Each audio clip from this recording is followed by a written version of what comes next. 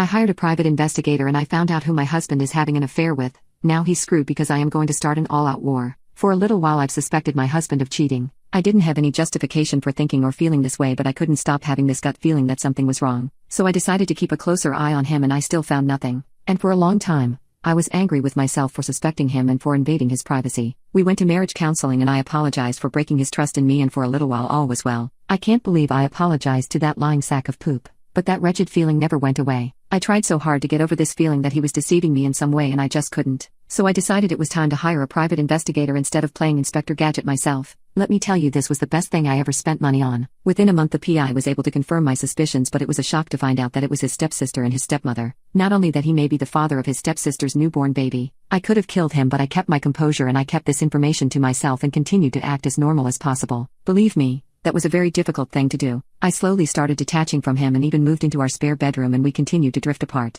I moved out, got a new job, and started saving money for our divorce. I got my life in order. Now here we are almost a year later and in the final stages of our divorce, and I've still not told anyone. I've spent the last year preparing for our divorce because I'll be damned to leave this marriage empty-handed. I wanted to handle our financial affairs first because my husband works for his father and I didn't want to leave him unemployed during our divorce process. This son of a cunt dragged out our divorce and fought me for everything, even things that were mine to begin with, but I kept my calm and I won't say a word until I get everything I deserve. That's when I'll tell his father. And his father is not a man to be messed with. I've been assured the check will clear in 3 days, or less, and it's over for Robert, cause as soon as that money hits my account, his mother, stepmother, stepsister, brother-in-law, and father will receive a beautifully written email with pictures and videos of what he has been up to. His dad will tear him apart. Count your days, Robert. Edit 1. I got my money. Time to send it. Edit 2. His stepmother and stepsister do not know about each other. I don't know how long he has been intimately involved with them, but I do know it started in adulthood for all involved. Update post. Let's clear some things up. When Robert's father remarried, Robert was already a 30-year-old man, so no, he wasn't intimately groomed, and his stepsister was 31 when she met him. Again, no one here is being intimately abused. All involved were already well into adulthood when meeting and when they started to F around. As for the money, well honey, that's money he owed me but was being a dick about giving it back. I invested in his business ventures and he refused to pay me my share. And that's not poop I was willing to let slide. You can't get a broke man to pay his debt. So yes, I wasn't going to let him be unemployed during our divorce. The aftermath. I sent the email as soon as I saw the money had hit my account. The first to call me was Robert and I picked up. The first words out of his mouth were, "You evil ass bitch." I replied with "your mama," and I ended the call. The second person to call me is the stepsister's husband. He was just heartbroken. He asked me a ton of questions and he asked for my divorce lawyer's information. We also discussed him getting a DNA test for all their kids. Through my brother-in-law, I found out that there was an all-out war between my stepmother and father-in-law. He tried to kick her out but she locked herself up in the bedroom, while father-in-law was throwing her poop outside. Stepmother-in-law called her daughter for help. At some point, the stepsister and stepmother got in a fight. The fight was so bad that the neighbors called the police.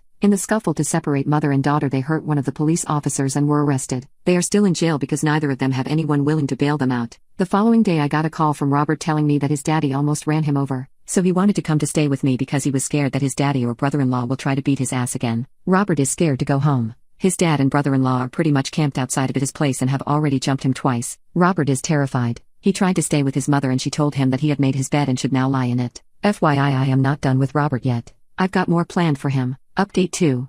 Ex-sister-in-law is in deep doo-doo as the results for the DNA test came back and 0 out of 3 is his. Ex-brother-in-law is distraught. She doesn't even know who else could be the father. Heifer, how many men have you been betting, besides your husband and mine? Don't worry, I'll find out. Like, I knew she was a trifling old bag of bones, but I never knew she was this cold. Brother-in-law has decided to cut ties for his own sanity as he feared he might act in a way that is outside his character. Now I feel bad for those babies, but I understand why he had to leave. Did we, ex-brother-in-law and I, give a copy of the DNA results to everyone she knows? Yes, we did. Did I personally go out of my way to darken the steps of a church and make my testimony and hand out copies of the DNA results? I sure did. Ex-mother-in-law and her daughter have cut ties and are silently hating each other, but they are image-obsessed, so they kept things cute and silent. But a heathen like myself prefers to be cute and audible, and I haven't forgotten dear mother. So I went and gave my testimony in front her beloved peers and read out a couple of the vilest text messages she and my ex-husband exchanged. There were a lot of gasps and screaming, but I kept reading for as long as I could. I sure effing did. Unfortunately, I couldn't read more before I was dragged out and then attacked by ex-mother-in-law and ex-sister-in-law, but I handled that and they never again lunged at me or threatened me with physical violence again.